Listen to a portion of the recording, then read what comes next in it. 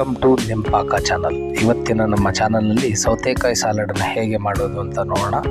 ಈ ಸಾಲಡ್ಗೆ ಬೇಕಾದ ಪದಾರ್ಥಗಳನ್ನು ನಾವು ರೆಡಿ ಮಾಡ್ಕೊಳ್ಳೋಣ. 2 ಸೌತೆಕಾಯಿ ತೊಗೊಂಡಿದ್ದೀವಿ, 2 ಈರುಳ್ಳಿ, 1 ನಿಂಬೆಹಣ್ಣು, 5 ಹಸಿಮೆಣಸಿನಕಾಯಿ ತೊಗೊಂಡು ಅದನ್ನು ಹೆಚ್ಚಿಟ್ಕೊಂಡಿದ್ದೀವಿ. ಅವಳು ನಿಂಬೆಹಣ್ಣು ಮತ್ತು ನೀವು ಕಾಯಿ ತುರಿನ ಕೂಡ ಇದಕ್ಕೆ ಹಾಕಬೇಕು. ಹಾಗೆ ಒಗ್ಗರಣೆ ಬೇಕಾದ ಕರಿಬೇವು ಇದನ್ನು ಕೂಡ ತೊಗೊಂಡಿದ್ದೀವಿ. ಈ ವಿಡಿಯೋದಲ್ಲಿ ತೋರಿಸ್ದಾಗೆ ಸೌತೆಕಾಯಿನ ಎಷ್ಟಾಗುತ್ತೋ ಅಷ್ಟು ಸಣ್ಣದಾಗಿ ಚಾಕುನಲ್ಲೇ ಹೆಚ್ಕೊಂಡು ಸಿಪ್ಪೆನೆಲ್ಲ ತೆಗೆದು ಅದನ್ನು ಹೆಚ್ಕೋಬೇಕು. ಈ ರೀತಿ ತಗೊಂಡು ಅದನ್ನು ಚೆನ್ನಾಗಿ ಸಣ್ಣದಾಗಿ ಎಷ್ಟಾಗುತ್ತೋ ಅಷ್ಟು ಸಣ್ಣದಾಗಿ ಹೆಚ್ಕೊಳ್ಬೇಕು. ಆಮೇಲೆ ಸಣ್ಣದಾಗಿ ಹೆಚ್ಚಿಟ್ಕೊಂಡಂಥ ಈರುಳ್ಳಿನ ಇದಕ್ಕೆ ಸೇರಿಸೋಣ.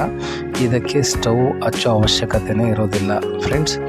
ಹಾಗಾಗಿ ಇದು ಒಂದು ಆರೋಗ್ಯಕರವಾದ ರೆಸಿಪಿ ಆಗಿದೆ ಅಂತ ಅದಕ್ಕೆ ಹೇಳಿದ್ದು. ಆಮೇಲೆ ಕಾಯಿ ತುರಿ ನಿಮಗೆ ಎಷ್ಟು ಬೇಕೋ ಅಷ್ಟು ಕಾಯಿ ತುರಿನ ಇದಕ್ಕೆ ಆ್ಯಡ್ ಮಾಡ್ಕೊಳ್ಳಿ. ಅದಾದಮೇಲೆ 1 ಇಡೀ ಕೊತ್ತಂಬರಿ ತೊಗೊಂಡು ಅದನ್ನು ಕೂಡ ನೀವು ಸಣ್ಣದಾಗಿ ಹೆಚ್ಕೊಂಡು ಅದನ್ನು ಕೂಡ ಇದಕ್ಕೆ ಸೇರಿಸ್ಕೊಂಡು ಅರ್ಧ ಹೋಳು ನಿಂಬೆಹಣ್ಣು ತಗೊಂಡು ಆ ನಿಂಬೆಹಣ್ಣಿನ ರಸವನ್ನು ಸಂಪೂರ್ಣವಾಗಿ ಇದಕ್ಕೆ ಹಿಂಡಿಬಿಡಿ. ಈ ಹಿಂಡಿದ ನಂತರ ನಿಮಗೆ ರುಚಿಗೆ ತಕ್ಕಷ್ಟು ಉಪ್ಪನ್ನು ಇದಕ್ಕೆ ಸೇರಿಸಿ. ಈ ರೀತಿ ಉಪ್ಪನ್ನು ಸೇರಿಸಿದ ಮೇಲೆ ನಾವು ನೆಕ್ಸ್ಟ್ ಏನು ಮಾಡ್ತೀವಿ ಅಂದರೆ ಸ್ವಲ್ಪ ಇದಕ್ಕೆ ಒಗ್ಗರಣೆ ಕೊಟ್ಟರೆ ತುಂಬ ರುಚಿಯಾಗಿ ಬರುತ್ತೆ ಮತ್ತು ತಿನ್ನಲಿಕ್ಕೂ ಇಂಟ್ರೆಸ್ಟಾಗಿ ಆಗಿರುತ್ತೆ. ಎಲ್ಲ ವಯಸ್ಕರು ತಿನ್ಬೋದಾಗಿರುತ್ತೆ. ಹಾಗಾಗಿ 1 ಟೇಬಲ್ ಸ್ಪೂನ್ ಎಣ್ಣೆ ಹಾಕಿ ಅದಕ್ಕೆ ಸಾಸಿವೆ ಹಾಕಿ ಫ್ರೆಶ್ ಕರಿಬೇವು ಹಾಕಿದ್ರೆ ಭಾಳ ಒಳ್ಳೆಯದು. ಅದಾದಮೇಲೆ ಆಗಲೇ ಹೆಚ್ಚಿಟ್ಕೊಂಡಂತಹ ಹಸಿಮೆಣಸಿನಕಾಯಿ ಇದೆಯಲ್ಲ ಅದನ್ನು ಉದ್ದಕ್ಕೆ ಹೆಚ್ಚಿಟ್ಕೊಂಡು ಒಗ್ಗರಣೆಗೆ ಆ್ಯಡ್ ಮಾಡಿ ಮೀಡಿಯಮ್ ಫ್ಲೇಮ್ನಲ್ಲಿ ಇದನ್ನು ಒಗ್ಗರಣೆ ಕೊಡಿ. ಆದಮೇಲೆ ಈ ಒಗ್ಗರಣೆಯನ್ನು ಐಟಮ್ನ ಈ ಪಾತ್ರೆಗೆ ಸೇರಿಸಿ.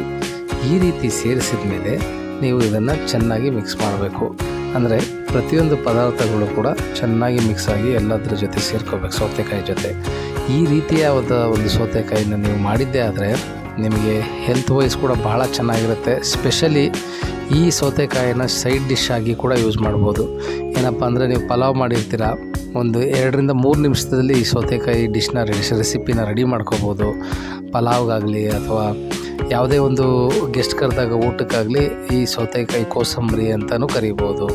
ಇದನ್ನು ರೆಡಿ ಮಾಡಿ ಕೊಡ್ಬೋದು. ಮತ್ತು ನಾರ್ಮಲಾಗಿ ನೀವು ಹೆಲ್ತ್ ಕಾನ್ಷಿಯಸ್ ಇದ್ದರೆ ಸ್ಪೆಷಲಿ ಸಮ್ಮರಲ್ಲಾಗಲಿ ಅಥವಾ ಯಾವುದೇ ಟೈಮಲ್ಲಾಗಲಿ ಈ ರೀತಿಯಾದಂಥ ಒಂದು ಸಲಾಡ್ ಮಾಡ್ಕೊಂಡು ತಿಂದರೆ ಭಾಳ ಚೆನ್ನಾಗಿರುತ್ತೆ. ಒಂದ್ಸಲಿ ಟ್ರೈ ಮಾಡಿ ನೋಡಿ, ಭಾಳ ಅದ್ಭುತವಾಗಿರುತ್ತೆ, ರುಚಿಯಾಗಿರುತ್ತೆ.